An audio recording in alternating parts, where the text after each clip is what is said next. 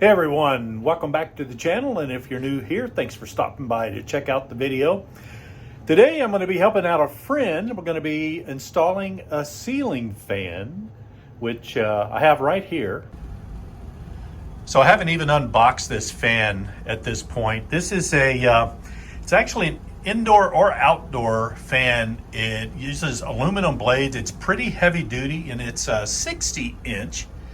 Which is a little unusual. Most ceiling fans tend to be a little bit smaller, usually like 52-inch or some even smaller than that. But this is going to be going into a living room of my friend's house.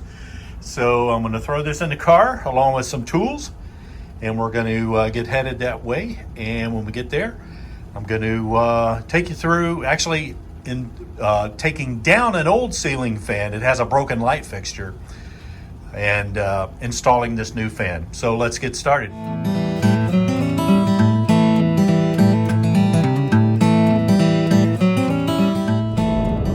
All right, so we have about a 25-minute drive in front of us here to get to our friend's house. And like I say, once we get there, we're going to be unboxing or opening up the new ceiling fan, just to inspect all the parts. This friend of mine actually hasn't seen this ceiling fan in person.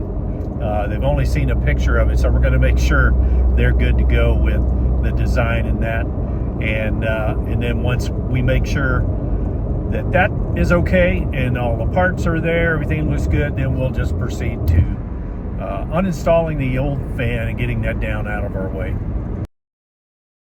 Right, here we are. We've made it to our friend's house, and now we are starting the unboxing process. Going to start pulling the parts out, making sure, first of all, everything is there, that we're not missing anything.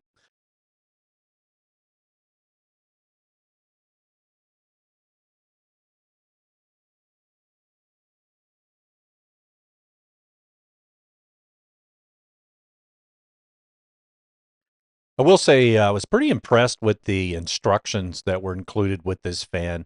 It's actually compatible with an Alexa, which is kind of cool.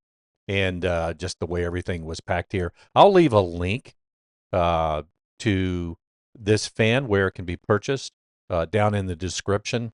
It turned out to be a really, really nice quality fan. But again, you'll find a link down in the description.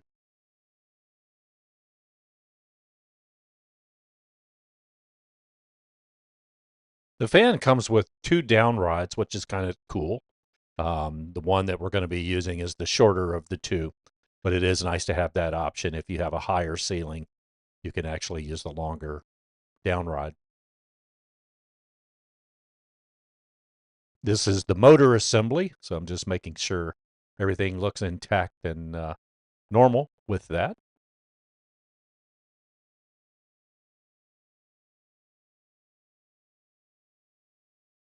So I'm just continuing through the process here of checking, make sure all the parts are there. And there's the remote for the fan. And this is the piece that mounts, that I just pulled out here. This is the piece that mounts up in the fan area itself that provides the ability to control it remotely. And the instructions go into great detail on how to wire that up. It's really straightforward. Actually, for that matter, wiring up a fan is very straightforward. The instructions in this one in particular were really good. So if you just follow the instructions, you can't go wrong. And at this point, I'm content with the fact that everything is there. We're not missing any parts. So we're going to set this piece aside. We do have to get on to uninstalling the old existing ceiling fan. So let's get started there. Right, the first thing I'm going to have to do is get what's left of the broken light cover, which was actually glass, getting that down. And so it's just basically the only thing that's left of it is kind of a ring. The other thing I'm doing here is the light fixture itself is held up by 3 screws. That's not uncommon. This has an LED light fixture, so it's not that old of a fan. But again, that's fairly common with ceiling fans. And so if you just think of it as starting at the lowest point and then working yourself up toward the ceiling, that is going to be kind of the sequence that everything will have to come apart.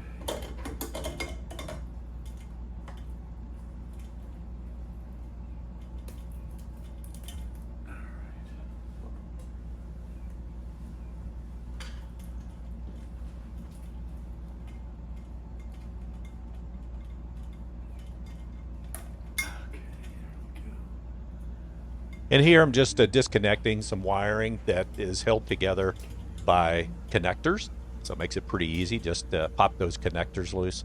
Again, we do have the power off. Do not try to mess with uninstalling or installing a fan without having the power turned off. Just a safety thing.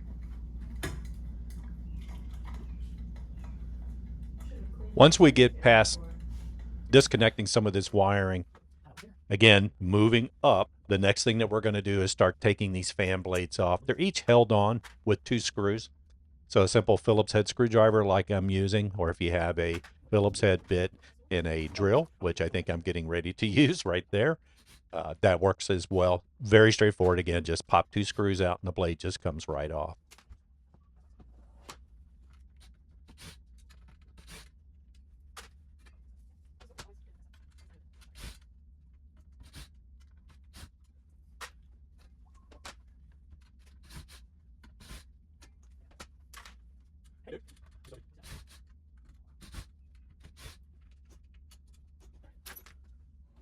All right, so now I'm removing the motor component, which all of this was just one big component, which was a little bit of a surprise. I thought it would be 2 separate ones, but not. And then as soon as that's disconnected, then we can pull that down. The last thing is that round bracket that you see. There's two screws holding that in, and I removed those 2 screws, which I did off camera, and then that was pulled down, and then I just also unscrewed the wire nuts on the electrical wiring so we could get started with installing the new bracket, which you see here. And this particular bracket is actually, it's very similar from fan to fan. And in this case, the mounting hardware up in the ceiling, or I shouldn't say hardware, but the receptacle up in the ceiling that the wiring is in was actually ideal for hanging a ceiling fan. So I guess the previous owner of this home had gotten up into the attic and did a really good job of putting in this receptacle. And it had 2 screws that came down, and it used bolts, like a bolt and nut configuration. So I took advantage of that, and that is what's holding this new bracket up on the ceiling. The key thing is to just read the instructions. Again, every fan might be a little bit different, so just follow the instructions and you can't go wrong.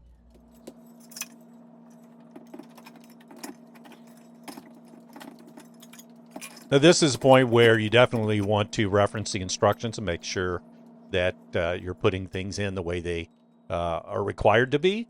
And there's a lot of wiring at this stage. Typically, what you'll have coming out of the junction box up in the ceiling are 3 wires, usually a black, a white, and then a green for ground.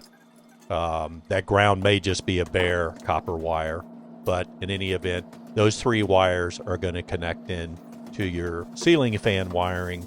And depending on whether your ceiling fan is remotely controlled or not remotely controlled, if there's a light on the fan or not, there'll be additional wiring, a lot of times which has connectors that make it just foolproof for connecting in. In the case of this fan, there was some additional wiring where I had to use some wire nuts to get things put in place. All right, so now we've got the ceiling fan motor and the trim and all of that hardware installed, and so we're ready to start connecting the blades up to the ceiling fan. Of course, before we can connect the blades, we have to do a little bit of pre-assembly. There's a blade bracket, you'll see that there, the blade itself, and in the case of this particular fan, there was another piece of metal hardware required, and then the blades use 3 screws, and that's pretty common. You'll see 3 screws to attach the blade to the blade bracket. So I'm just going through and doing all those. This fan has 6 blades, so I'm getting all 6 blades set up here. Once they're all ready, then we will actually take them up and start to install them onto the fan body itself. Now, you may remember when we took the old fan down, each blade was held on with 2 screws. This fan's exactly the same, so it's just 2 screws that go up through the blade bracket and right into the motor housing of the fan itself. And so it's pretty straightforward. We just do this 6 times, with 2 screws each time and get those torqued down nicely. I do this with not a drill with a Phillips head bit in it, but I just use a regular screwdriver, just because I don't want to risk over torquing these screws that hold the blades on.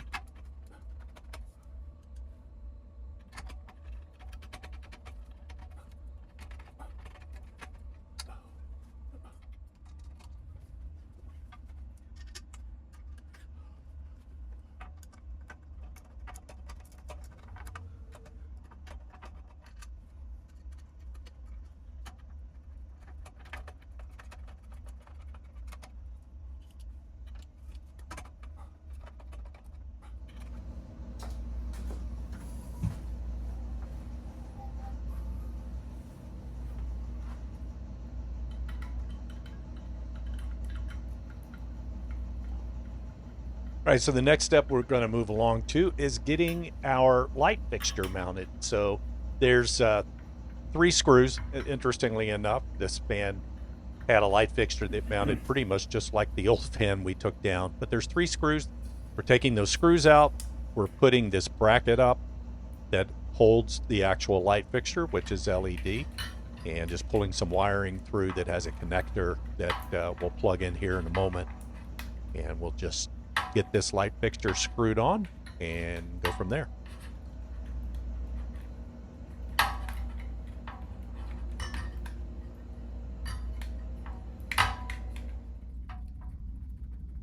And we're just completing getting the light fixture mounted, and then I'll also put in place the cover for the light, which in this case is a plastic style cover.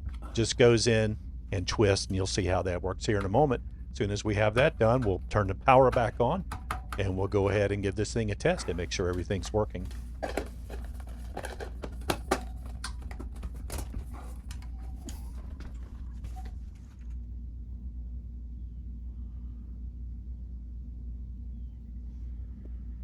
All right, so we've got our power back on. I just flipped the switch to turn the fan on, which is working fine. Now I'm testing the light, and I'm cycling the light through its different, this particular fan has 3 different light temperatures. It has bright white, sunlight, and then warm white. So everything is working really well. So I think we can say we are successful at getting this new fan in place.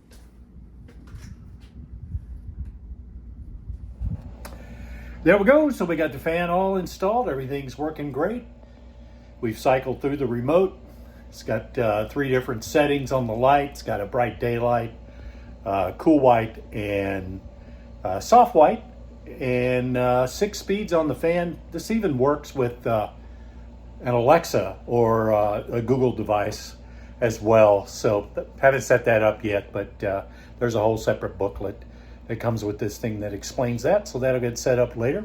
So I hope you enjoyed the video. If you did, greatly appreciate it if you could hit that thumbs up button, give it a like, and if you haven't subscribed to the channel, please do so. It costs absolutely nothing. It's free. And with that said, I hope you have a great day, great rest of your week, and we'll see you on the next video.